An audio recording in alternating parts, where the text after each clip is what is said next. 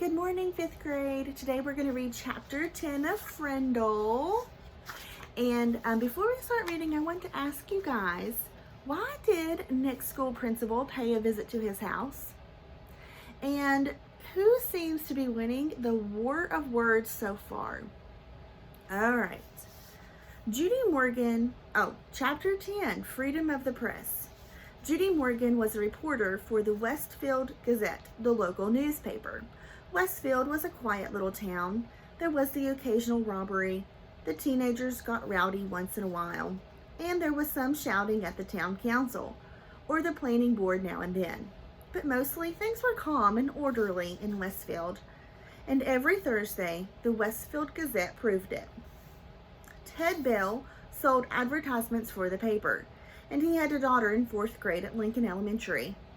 He told Judy that a bunch of 5th graders were making trouble and were not obeying teachers anymore, that there was something about a secret code word they were all using. And half of the teachers had been kept after school one day last week, and half of the students, had been kept after school, including his own little girl. The only other story Judy was working on was about 18 new trees that were going to be planted along East Main Street. The trees could wait. This thing at the elementary school sounded like a real story. So Judy Morgan showed up at Lincoln Elementary School at 3 o'clock the day after Miss Chapman had been to Nick's parents. The sign on the door said, "All visitors must report to the office," and she did. On the bulletin board outside the office, Judy saw Mrs. Granger's notice about the punishment for using the word Frindle. She stepped back 2 paces, aimed her camera at the notice, and snapped a photo. She read the notice once more, and then stepped into the office. Mrs. Freed, the school secretary, looked up and smiled. "May I help you?" "Yes, I'm sure you can. My name is Judy Morgan, and I work for the Westfield Gazette. I'd like to know about the poster outside the office. The one about the word Frindle.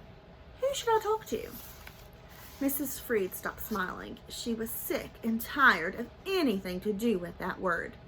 For the past week, her phone had been ringing off the hook. If it wasn't a parent complaining about a child who had to stay after school, it was someone from the school board trying to get in touch with Mrs. Chatham or Mrs. Granger. Mrs. Freed pursed her lips and narrowed her eyes. "You'll have to speak with the principal. Let me see if Miss Chatham is free." She was. There isn't a principal alive who won't find the time to talk to someone from the local newspaper. The reporter was invited into Miss Chatham's office. Judy noticed right away that the principal was not comfortable talking about this stuff. When asked about the poster outside the office door, Miss Chatham laughed and said, "Oh, that? It's nothing, really. Some kids have been playing a prank, and it was time to put a stop to it." The principal's laugh sounded phony to Judy Morgan. "And that didn't put an end to the prank? I heard that a lot of children were kept after school last week. Would you tell me a little about that? Parents would like to know what's going on." Miss Chatham looked like a kid who had been sent to the principal's office. She squirmed a little in her chair and tried to smile. She said, "Well, we do still have a little problem, but it's under control. Mrs. Granger may have overreacted a bit. I don't think the children have been trying to be disrespectful. They are just trying to have some fun, and it's more like a difference of opinion." And Miss Chatham went on to tell the reporter what she knew about the word Frindle and how it became so popular among the students. Judy Morgan took careful notes. And when the principal had finished, Judy said, "Would you mind if I asked Mrs. Granger a few questions?" No, not at all." But Judy could tell the principal wished she would go away. What could she say, though? Miss Chatham couldn't very well be kept the reporter away from Mrs. Granger because, after all, America is a free country with a free press. If Judy really wanted to, she would talk to Mrs. Granger sooner or later. It was sooner. In 3 minutes, Judy Morgan was standing at the doorway of room 12, looking in at Mrs. Granger. There were about 15 children sitting at desks scattered around the room, busy writing out their 100 sentences. She knocked, and the teachers and students looked up from their work. "I'm Judy Morgan from the Westfield Gazette." May I have a word with you? Mrs. Granger stood and came out into the hallway and closed the door. Judy could see past her and saw that every kid in the room was straining to listen. Judy noticed Mrs. Granger's eyes right away. Gray, maybe flecked with a little gold, and very sharp, but not hard or mean, just bright and strong. The reporter didn't waste words, so I hear that you plan to stop the students from using their new word. How goes the battle? Mrs. Granger did not smile. Her eyes got even brighter. First of all, it's not a battle. I'm merely helping my students to see that this foolishness should stop. Such a waste of time and thought. There is no reason to invent a new word, a useless word. They should each learn to use the words we already have. But of course, all of this is just a silly fad. And when you add an E to fad, you get fade.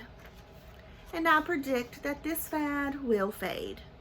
Judy looked up from her notepad and asked, any idea how it all got started?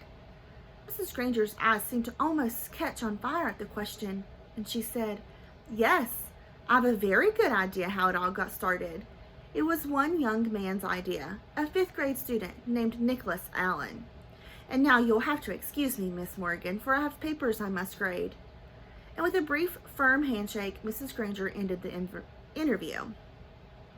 The reporter didn't leave right away. She walked back through the hallway and sat on a bench outside the office so she could look over her notes and make sure that they made sense.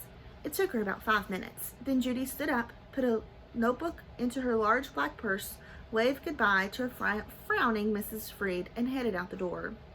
As she walked into the parking lot, 5 or 6 kids who had just finished writing their sentences for Mrs. Granger came out another door.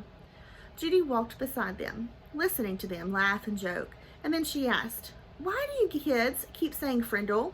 Don't you hate saying after school? A boy who was almost falling over from the weight of his backpack looked up at her and smiled.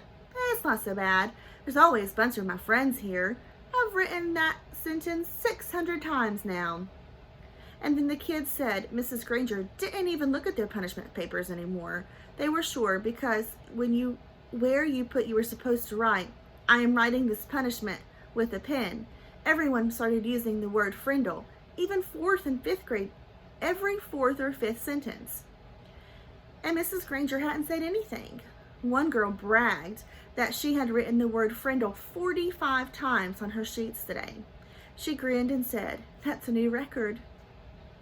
And this boy named Nick, Judy asked, has he had to stay after school too?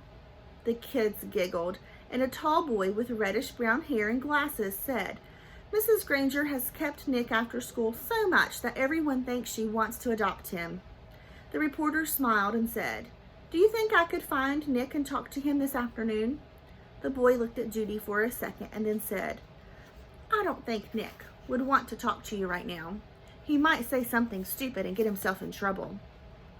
And then he grinned at his friends. The kids laughed and poked and punched each other and headed off down the block. Judy drove back to her office and started writing. And then there's the little girl's picture. It says, that's a new record. And she's writing the word Frindle.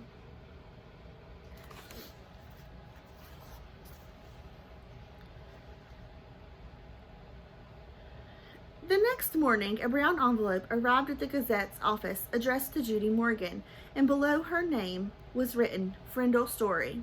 When Judy opened it, there was a class picture, the 5th grade at Lincoln Elementary School.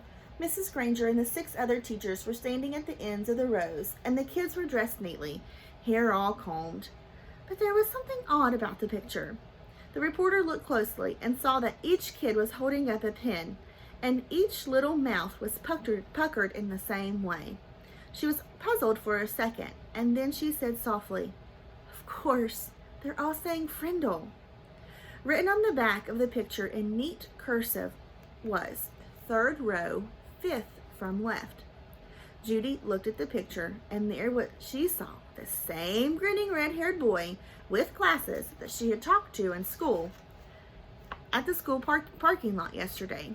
She chuckled and said, well, well, well, pleased to meet you, Mr. Nicholas Allen. End of chapter. All right, So Nick didn't tell the reporter who he was. Why do you guys think that he didn't show himself, who he was, to her? So, all right, I hope you guys enjoyed. Have a great weekend. Happy Friday. We'll see you on Monday.